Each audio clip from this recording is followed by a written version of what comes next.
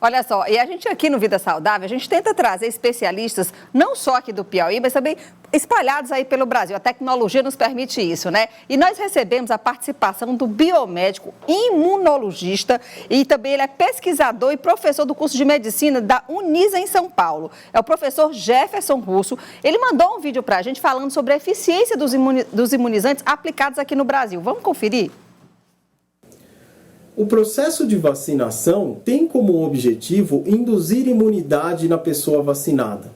Essa imunidade é induzida de forma específica àquele vírus ou àquela bactéria com a qual foi produzida ou sobre a qual foi produzida a vacina.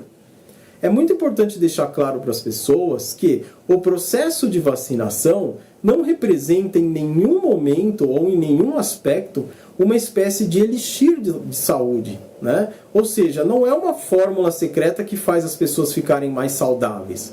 A vacina ela só aumenta a chance daquelas pessoas terem imunidade e evitarem formas graves ou moderadas ou até mesmo hospitalizações por causa de uma infecção.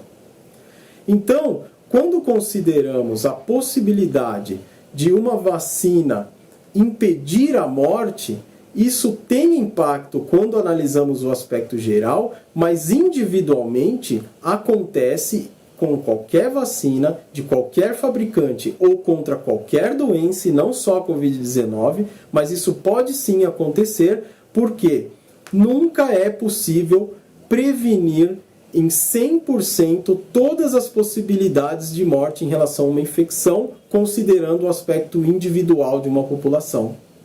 Isso pode ter sido observado em momentos quando os estudos de eficácia foram realizados, mas sabemos que estatisticamente isso não vai acontecer para nenhuma das 4 vacinas que foram produzidas contra a Covid-19 e são utilizadas no Brasil ou contra qualquer outra que possa ser utilizada contra qualquer outra doença.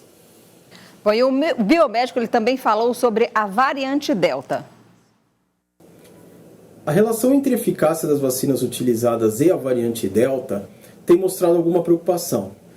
Isso se deve principalmente ao fato de que o cálculo de eficácia se baseia na possibilidade do indivíduo vacinado ter a infecção, o que não quer dizer que ele vai desenvolver a forma moderada ou grave. Aliás, não quer dizer nem que ele vai chegar a ser hospitalizado. O que a gente tem avaliado cientificamente, embora ainda de forma preliminar, é que aparentemente, diante da variante Delta, que já comprovadamente mostrou um potencial maior de infecção, ou seja, trata-se de uma variante do vírus causador da Covid-19 que consegue mais facilmente ser transmitida entre as pessoas. Consequentemente, o que se indica é que provavelmente a eficácia de todas as vacinas pode ser menor diante da variante Delta.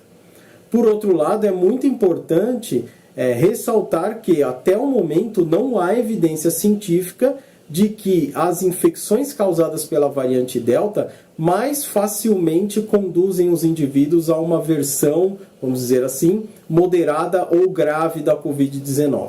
Então, até o momento, tem se avaliado a eficácia das vacinas, elas continuam eficazes, embora aparentemente aqueles percentuais de eficácia possam ser menores, mas até o momento isso ainda não gerou uma implicação diante de uma possibilidade de um maior número de casos graves ou moderados, o que nós podemos observar, por exemplo, em termos nacionais, pela linha geral do número de casos e número de mortes, que ainda, graças ao avanço do processo de vacinação, ainda vem acontecendo e mostrando uma queda.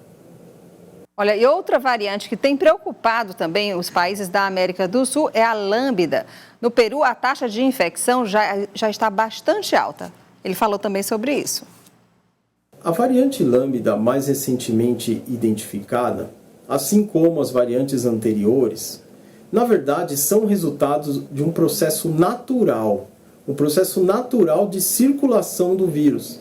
Ou seja, quanto maior o número de pessoas infectadas e transmitindo o vírus causador da Covid-19, maior será a chance e a frequência de aparecimento de variantes.